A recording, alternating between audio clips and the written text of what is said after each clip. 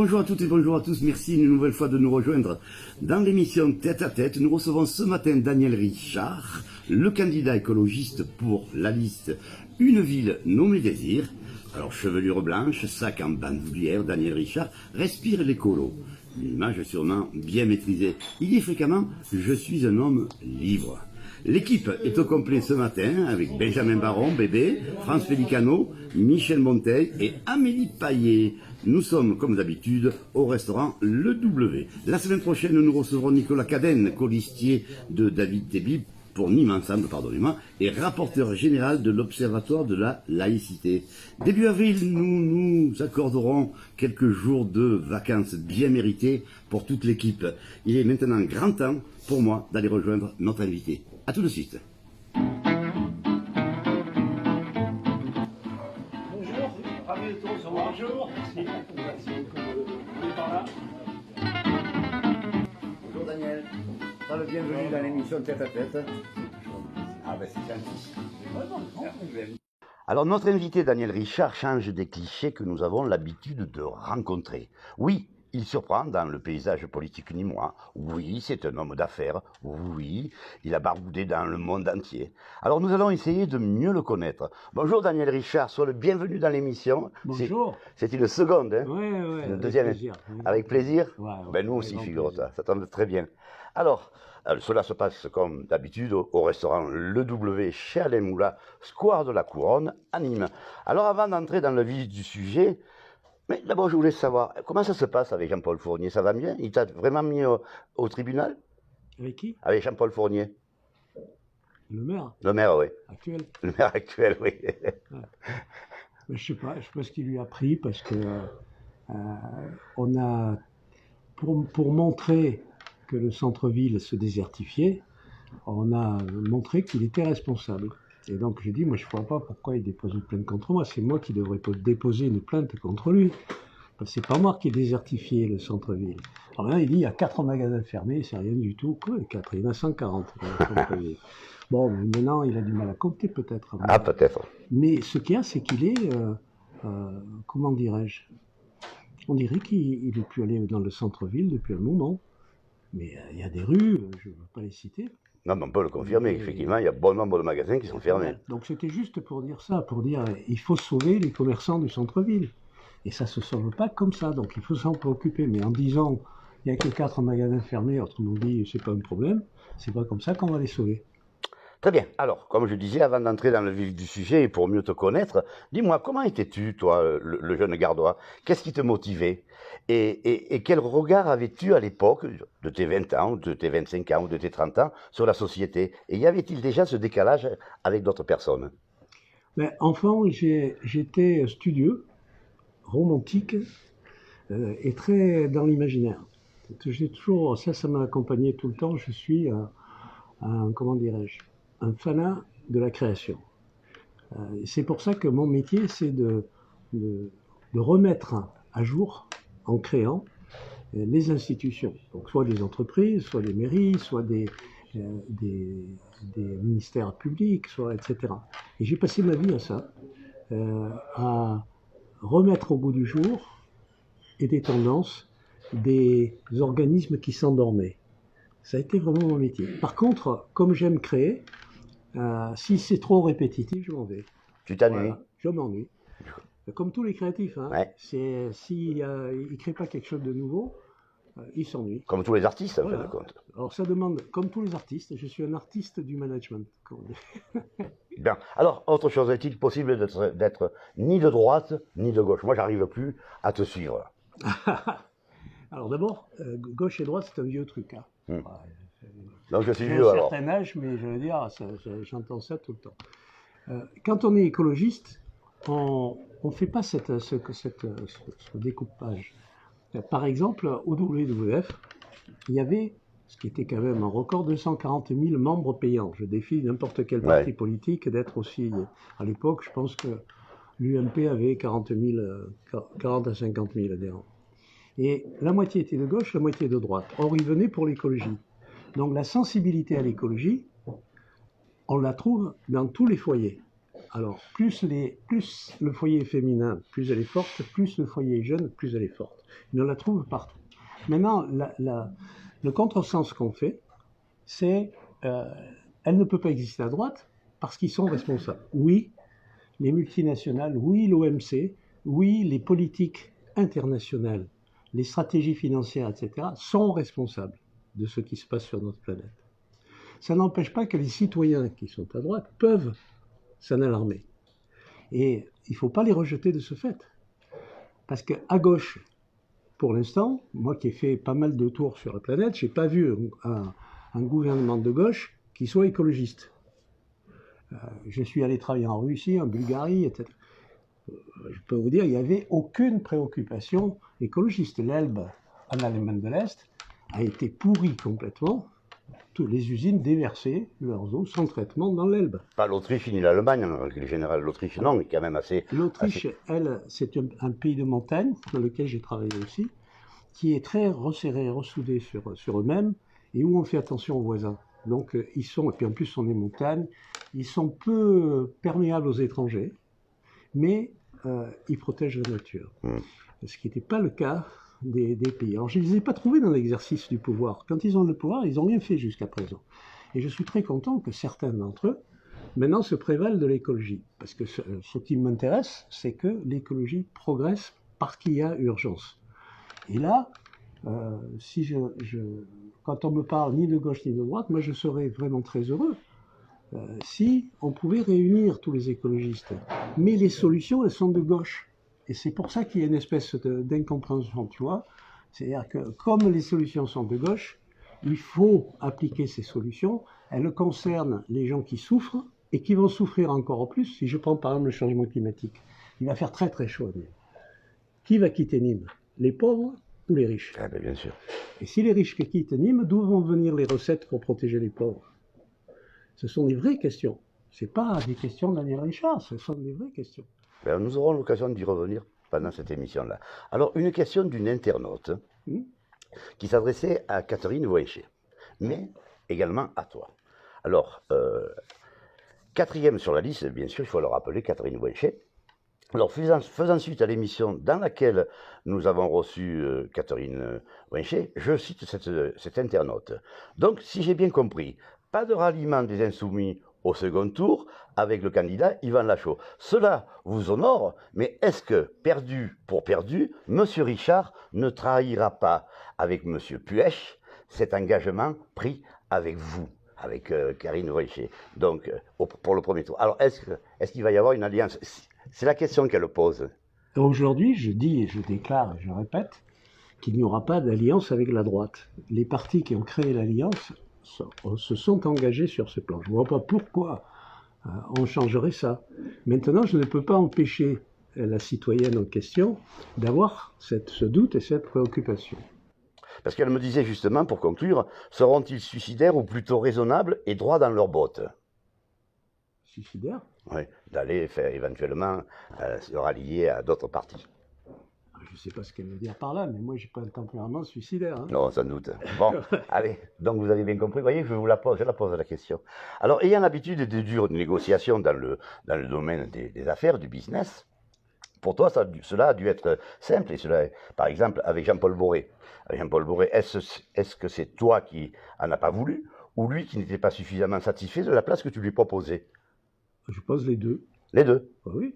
C'est-à-dire, c'est comme une négociation. Quand une négociation rompt, quand les deux parties rompent à cause d'une négociation sur laquelle ils n'ont pas été d'accord, la responsabilité est partagée dans les deux. Ça a toujours été ça. Il n'y a pas de vérité. En politique, ça ne change pas. Sur le plan commercial, effectivement, tu as tout à fait raison. Donc, il n'y a pas d'autre... non. Non. Mais souvent, les négociations sont plus larges que simplement dire c'est tel poste ou tel truc. C'est aussi un problème de... je vais devoir vivre avec pendant un certain temps. Et donc, c'est pas la peine de négocier un produit, quelque chose, un marché, si on sait qu'on ne pourra pas l'exercer derrière. Donc, tout ça éclaire les choses. Et après, on prend les décisions. Mais elles sont toujours dues aux deux parties. Moi, je n'ai pas de morale de la négociation. Bien. Est-ce qu'il aurait pu y avoir un espoir, justement, avec Vincent Bouget, ou bien est-ce que c'est parce qu'il est communiste que vous ne vous êtes pas entendus? Alors, Vincent Bouget, je l'ai rencontré il y a plus d'1 an. On a discuté à ce moment-là de mon principe de réunir les écologistes. D'accord? Et ce que j'ai constaté, parce que j'ai mis beaucoup de temps avant de prendre ma décision de me lancer dans la politique et dans une candidature anonyme, et je me suis rendu compte peu de temps après qu'il avait créé une nouvelle page qui était quelque part justement le regroupement. Est-ce que c'est moi qui lui ai donné l'idée? J'en sais rien, mais en tout cas c'était le fait. Quand il a lancé ça, il est allé négocier avec les partis. C'est bien, il a fait ce qu'il a voulu. Il n'y a pas réussi. Moi derrière, je voulais réunir les écologistes et j'ai réussi. Il y a du dépit chez les communistes, donc c'est pas parce qu'ils sont communistes ou quoi que ce soit.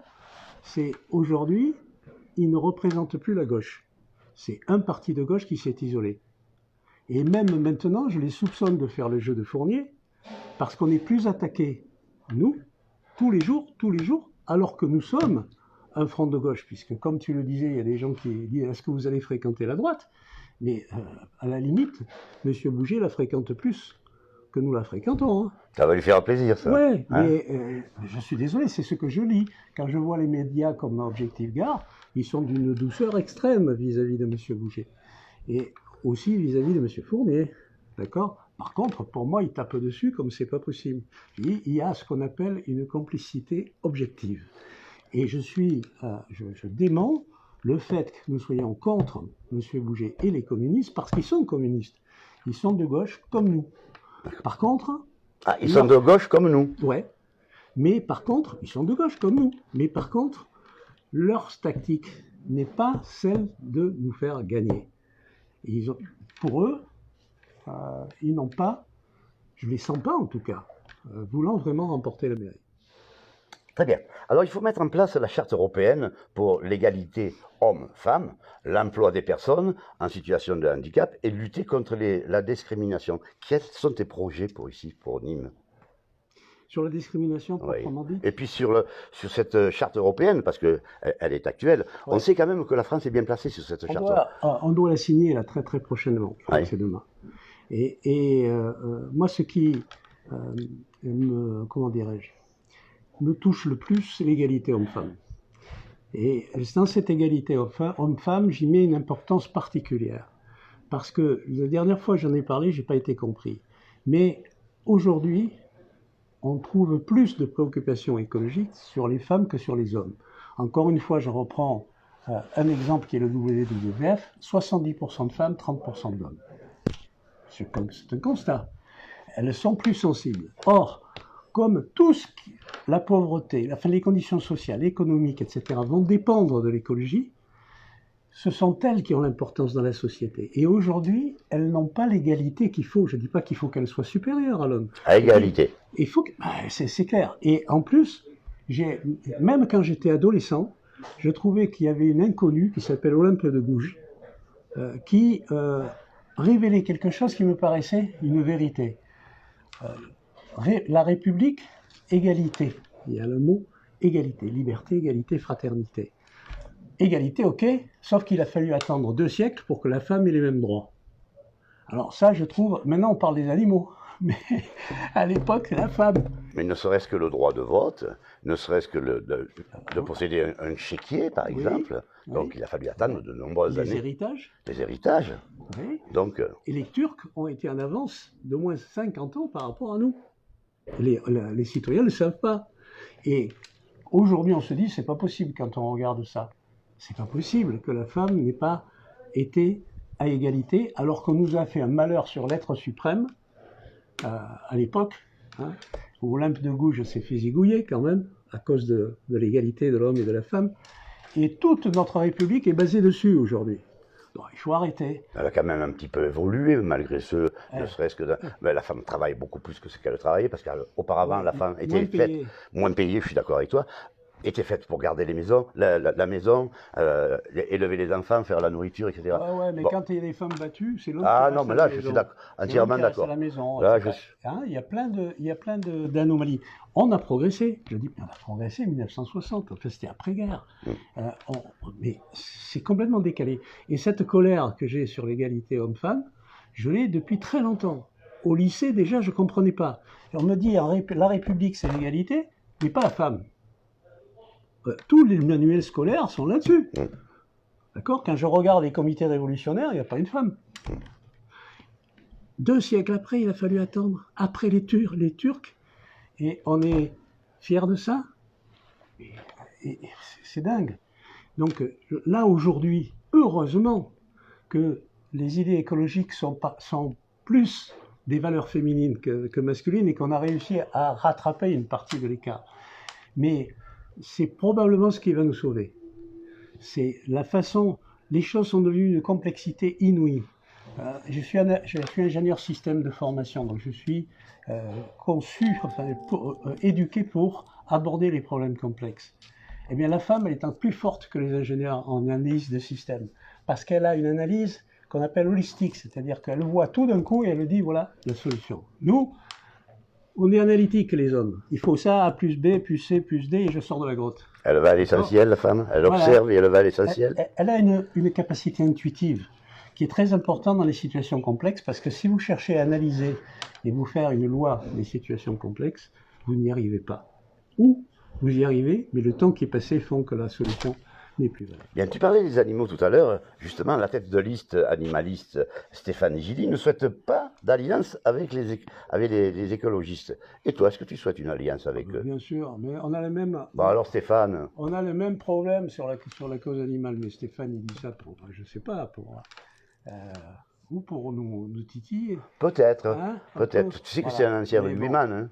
Oui, je sais ça. Et en plus, il travaille dans le photovoltaïque. Exactement. Il a quelques problèmes en ce moment pour se ravitailler avec la Chine, puisqu'il là, en ce moment, il est. On ne peut pas avoir tous les dons. Hein. Et puis la France n'arrive pas à suivre. Ouais. N'a pas cette qualité de fabrication. Voilà. Ouais. Bon, ça, je connais depuis longtemps. La France, hein, je peux vous dire, en 93, j'ai construit la 2e éolienne de France. Tellement j'étais persuadé qu'il fallait investir dans les renouvelables. Le conseil régional a refusé de faire un projet sur les éoliennes. Pour une raison, c'est qu'il n'y avait pas de fabricants français. Je dis, c'est pas ma faute. Elles sont danoises, c'est européen, elles ne sont pas françaises. Il m'a dit, mais il y a quand même une usine qui fabrique des pales d'hélicoptères en France. Donc, allez les voir, ils feront des éoliennes. Je dis, il est fou ce type. Je ne vais pas mettre des éoliennes avec des pales d'hélicoptères. Donc alors, c'est dire le mépris.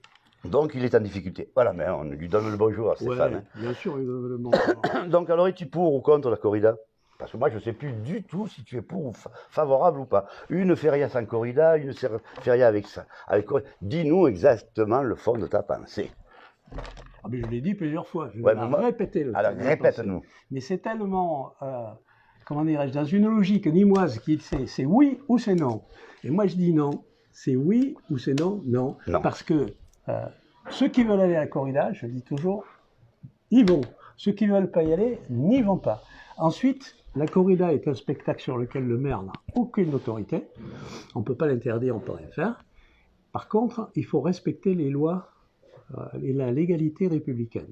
C'est-à-dire payer les charges, que les choses ne soient pas au black, etc. Oui, donc quoi, l'entrepreneur de spectacle, il est libre d'intéresser les Nîmois qui aiment la corrida. Donc on n'a pas à interdire. J'ai aimé la corrida pendant 30 ans, 40 ans, maintenant je ne l'aime plus. Mais bon, c'est mon problème personnel. Et je ne vais pas interdire aux autres d'y aller. Par contre, je trouve que cette bagarre entre les anti et pro met de la violence dans la ville. Et ça, je suis contre. Et ça, c'est le devoir du maire. On ne peut pas accepter que pour une cause, quelle qu'elle se soit, les hommes se battent et qu'il y ait des blessés ou des morts. Ce qui a été le cas. Ce qui a été le cas. Et ça, c'est quelque chose qui me mobilise dans cette bagarre-là. Et dernier point que je voudrais dire, c'est sur la corrida, je trouve que les défenseurs de la corrida devraient réfléchir à leur marketing, entre guillemets. Parce qu'aujourd'hui, la corrida est en chute. Elle est en chute, je dirais, quasiment naturelle. Et probablement parce qu'elle est mal défendue, et probablement parce qu'elle est vieillie. D'accord ? Et ça, il faut qu'ils en prennent compte. Oui, mais alors, il y a quelques années de cela, la corrida, les corridas étaient très médiatisées. Tu avais tous les Parisiens qui arrivaient voir une... Ouais. Et maintenant c'est terminé, on ne veut plus. Ah non, ne nous parlez plus de corrida. Je parle du business et de toutes les personnes. Ouais. Tu es d'accord avec moi? Ah, complètement, j'ai rencontré un photographe qui prenait des photos de corrida, qui a transformé complètement son métier, parce qu'il n'en vendait plus aux médias. Et j'ai été témoin de ça d'une certaine façon. Quand j'étais dans le Nord, j'ai voulu défendre mon pays, et j'ai voulu faire une abrivade. Pas une corrida, là c'était interdit, puisque la loi l'interdit. Mais c'était une abrivade. J'étais à l'époque président de Trois Suisses, et je travaillais avec Philippe Cuillet, qui devait monter les taureaux, et avec Chaumel, qui devait venir. Le maire de Croix, tout était organisé. On avait le stade où on pouvait le faire, etc. On faisait ça. Bon. Il y avait même le club d'aficionados de Lille qui y participait. J'ai reçu 180 lettres recommandées de menaces. Avec le maire de Croix, on a dit, nous on fait une fête, c'est une fête populaire, pas pour que les gens se battent, mais pour que les gens aient du plaisir. Ils n'auront pas de plaisir parce que ça va se battre, donc on arrête. Et aujourd'hui, on en est là. Ne nous battons pas. Il y a d'autres trucs. En même temps qu'on est pour ou contre, la cause animale anime n'est défendue par personne. Mon voisin, il a attaché un taureau et un cheval qui sont morts de soif et de faim. Il n'a même pas été poursuivi. La cause animale anime, et je suis complètement d'accord avec Stéphane Gillis, mérite qu'on la défende. Ce sont des mamies qui s'occupent des chats, etc. Il faut défendre ça. Et je suis complètement d'accord avec Stéphane. Parfait. Alors, vas-tu signer la charte Ne touche pas à mes passions? Ne touche pas à mes passions. Oui. Tauromachique? Oui. Je crois que... Il y a une charte. Oui, je sais, mais je crois qu'on a signé certains points, mais pas les autres. D'accord. Ouais. Bon, alors, parlons un petit peu de Nîmes et puis de la culture, parce que c'est important quand même, la culture. Oui. Ouvrir la culture à tous est un objectif, je suppose. Oui. Donc, tu veux développer l'égalité des chances, ça aussi c'est important. Oui. Un enfant qui vit dans un quartier ou ici à Nîmes, qui n'a pas les moyens, il y a des frais d'inscription au conservatoire, par exemple, ou pour l'art dramatique. Donc, il faut ouvrir impérativement. Alors, qu'est-ce qui n'a pas été fait ici à Nîmes? Mais déjà, tout ce qui est culturel devrait être gratuit. D'accord? Et on fait l'inverse, c'est-à-dire qu'on tarifie les lieux. On parle de conservatoire, par exemple. Le conservatoire, il devient inaccessible, alors il sert à quoi? Ah oui. S'il ne peut pas avoir d'enfants pour pouvoir... Sachant que moi, je suis un fanat, et comme j'ai dirigé Radio Nova, je suis un fanat de la musique. Et j'ai constaté une chose, c'est que c'est le seul élément qui passe à travers les peuples, les idées, les philosophies, les fascismes. La musique est un élément fédérateur. Et pour ça, il faut qu'elle soit répandue le plus possible dans une ville. Et il faut qu'on y ait accès, il faut qu'on donne des lieux pour ça. Il y a un tiers-lieu, c'est pas la municipalité qui doit tout organiser, mais il faut qu'elle fasse en sorte que naturellement il y ait éclosion de ces lieux. On se justifie d'une feria qui n'est même plus musique, qui est beuverie. Il faut la rétablir en musique, elle fera la pub de tous les lieux de Nîmes qui devront vivre en permanence avec la musique. Et il y en a. Alors, c'est pas forcément Paloma avec des milliers de gens ou des centaines de gens. Ça peut être dans les quartiers. Et puis même, ne serait-ce qu'ici, au restaurant Le W, là. On a une place magnifique, Ouais. d'accord? Une place où on peut danser, une place où on peut faire de la musique. J'ai pas dit qu'il fallait la faire à tout le temps. Mais dans des conditions qui sont cohérentes vis-à-vis des citoyens qui habitent autour, on peut avoir de la musique. Mais je veux revenir au restaurant Le W ici, chez les Moulins. Sache quand même qu'ils organisaient une fois par mois des concerts de jazz ici, à l'intérieur. Il a eu des plaintes. Oui, je sais, mais Il c'est a dans eu toutes des les plaintes. villes comme ça. Donc il faut trouver un moyen, au niveau des horaires, etc., de pallier à ça. Mais c'est pas la raison pour laquelle ça s'implante pas. La raison pour laquelle ça s'implante pas, c'est qu'il n'y a pas de volonté politique culturelle vraie. La culture, c'est un accès, ça c'est républicain aussi, tout le monde doit avoir accès à la culture. Ben, heureusement. Quel que soit son âge. Eh ben c'est pas vrai. C'est pas vrai. Et les moyens. J'étais sur les plans allure de Val-de-Gaulle et de Pissarra. Et je disais, ça devrait être, il devrait y avoir des amphis, des machins, etc. pour la musique. Il devrait être prévu au niveau du plan. Pour l'instant, c'est pas le cas. Et puis, non seulement ça, mais c'est que la musique qui se fait dans les quartiers doit se faire au centre et vice-versa. Et les chanteurs qui sont aimés dans les quartiers peuvent et doivent chanter ici pour qu'il y ait des échanges entre les gens. Ce qui anime le plus sensible, c'est qu'on a cassé le lien social. Les gens sont dans leur bagnole, ils ne se regardent plus. Il faut remettre du lien social. Et la musique est un élément extraordinaire pour ça. C'est loin de la politique peut-être, mais c'est près de notre vie quotidienne et de notre cœur. Nous allons avancer parce que j'ai beaucoup de questions à te poser, mais c'est très agréable. Tu développes, oui, tu es bavard. Ouais. Est-ce que Nîmes est une ville intelligente sur le plan technologique? Et quels sont tes projets justement? Parce que là, on ouvre également pour les jeunes. Ouais, hein. Mais je vais le faire plus rapidement. Fais-le rapidement. Nîmes n'est pas une ville technologique. La ville technologique, c'est Montpellier. Et les pôles, que ce soit en génétique, en numérique, etc., ils sont à Montpellier, pas à Nîmes. Nîmes est une ville de fonctionnaires, de services, c'est pas une ville industrielle. On peut dire tout ce qu'on veut, c'est pas une ville industrielle. Et je pense qu'elle ne le sera pas. C'est une ville bourgeoise? C'est même pas une ville bourgeoise, c'est une des plus pauvres de la... Pardon, je t'ai coupé. Ouais. Mais au niveau des entreprises, il y a des secteurs dont on sait que ce sont des secteurs du futur. Par exemple, à Nîmes, il y a un leader d'un secteur. Le secteur du futur, c'est les services à la personne, la génétique, les bionutritions, tout ce qui est bioéconomie. Il y a plein, les numériques particulièrement, tout ce qui est réparation, tout ce qui est recyclage, tout ça, c'est du futur dessus. Mais que fait Nîmes? On a un leader quasiment, parmi les leaders français à Nîmes. Lequel? Bastille. Ah oui.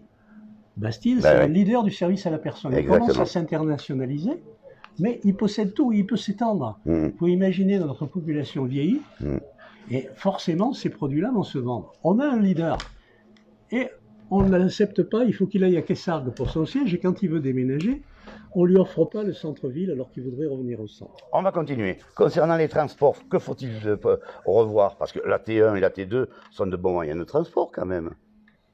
Ben d'abord, je ne sais pas si ce sont vraiment des bons moyens, d'abord parce que il y a des problèmes de transport doux, des problèmes de pollution, mais je voudrais sur le transport être clair. Le transport a baissé en nombre de kilomètres offerts de 40% depuis 4 ou 5 ans. La ville est très étendue par rapport aux autres villes, donc le transport est majeur. Et pour qu'il y ait des clients dans le transport, il faut qu'il y ait de la fréquence, il faut qu'il y ait des kilomètres. C'est lorsque vous avez des bus qui sont tous les 10 minutes ou quart d'heure que les bus sont pleins, contrairement à ce qu'on peut penser. Et donc là, il faut qu'on refasse complètement la configuration du transport sur Nîmes. On fait une ligne, la première, là, qui va d'un coin où il y a peu de monde, pas d'habitation, à un coin où il n'y a que des boutiques. Bizarre. Alors que Est-Ouest, c'est là où se trouvent les habitations.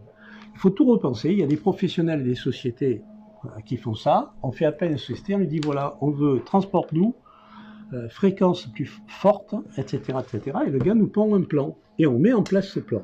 Et ce plan, il doit être en place avec une cohérence avec les transports doux, c'est-à-dire les pistes cyclables, le fait ça fait notre qualité de vie. Le transport, comme l'avait précisé, le préconisait à un moment donné Jérôme Puech, et comme le préconise également Jean-Paul Fournier maintenant. La gratuité des transports. Mais d'abord, je crois qu'il fait comme les mauvais élèves, Jean-Paul Fournier. Ah ouais? C'est un mauvais élève? Il pompe sur le voisin. Ouais, c'est gentil. Ouais, on sait bien que c'est... Donc vivre au XXIe siècle, cela veut dire vivre sans voiture ou avec des voitures? Pourtant, elles sont indispensables, ces voitures. Non, alors, il faut vivre avec des voitures parce que on n'a pas le temps là, mais un jour, souvent, on peut faire une émission sur l'histoire de la voiture, et là, je serais fanat pour le faire. La voiture, elle est ce qu'elle est, sauf qu'il faut maintenant la rendre moins polluante pour la santé de tous, et ensuite ne l'utiliser que d'une façon intelligente. Pourquoi on a des voitures sur le fond? C'est parce qu'on nous demande de dormir là, d'aller travailler là, et d'aller acheter là. Et je suis en bagnole tout le temps pour y aller. Si je vis dans le centre-ville qui est complètement revitalisé, on dit redynamisé, mais qui devient très agréable, j'ai plus besoin de voiture. Mais tout le monde ne veut pas vivre dans le centre-ville. Certaines personnes ont besoin d'aller un petit peu à l'extérieur, la campagne. Alors pourquoi les Lillois l'ont fait et pas les Nîmois? Peut-être parce qu'il fait plus beau. Il fait plus chaud aussi. Hein. Quand on est dans la garrigue, ça tape. Hein. Bon, alors, sur la sécurité, Nicolas Nadal, un homme au grand cœur. Oui, absolument. On est d'accord? Ah oui. Spécialiste et colistier dans ton équipe, pour les questions de sécurité, n'a pas promis de hausse des effectifs de police municipale, contrairement aux autres candidats. Ben, écoute, c'est un réflexe de... Nicolas est complètement d'accord avec moi, ou je suis complètement d'accord avec lui. c'est un réflexe qui est un réflexe de mauvaise gestion. Quand il y a un problème, on dit je vais doubler les effectifs. Dans une usine, par exemple.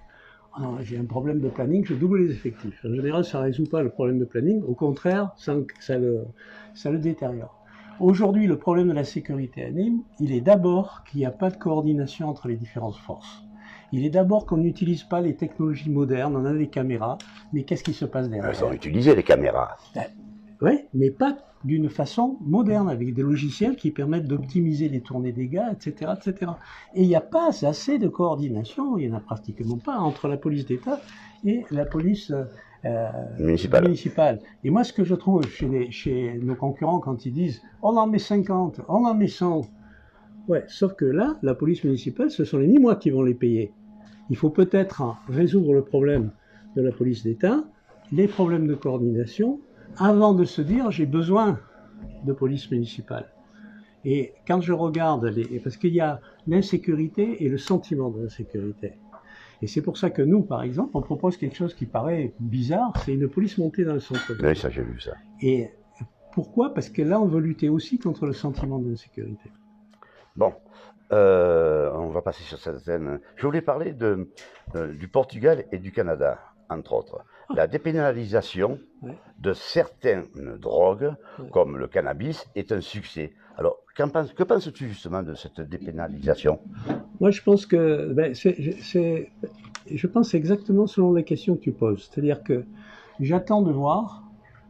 C'est la façon dont il faut travailler. Regardons vraiment ce qui se passe après plusieurs années d'expérience dans certains pays, et si on peut le faire ici. Et si ça améliore les choses, on le fait. Que ce soit sur la drogue ou que ce soit sur d'autres choses, comme par exemple les antennes médicales de quartier, etc., etc. Regardons ce qui se fait avec succès et implantons-le à Nîmes. À Nîmes, on devrait trouver tout ce qui marche dans les autres villes, et on le fait. Pourquoi? Parce que d'abord, c'est plus rapide que de tester, et deuxièmement, c'est moins cher. Bon, justement, le quartier, que penses-tu? Souhaites-tu revoir le système des comités de quartier? Qu'est-ce qui va se passer exactement? Parce qu'ils sont importants, ces comités de quartier. Ouais. Hein? Tu es d'accord avec moi ou pas? C'est un pouvoir citoyen qu'il faut exercer.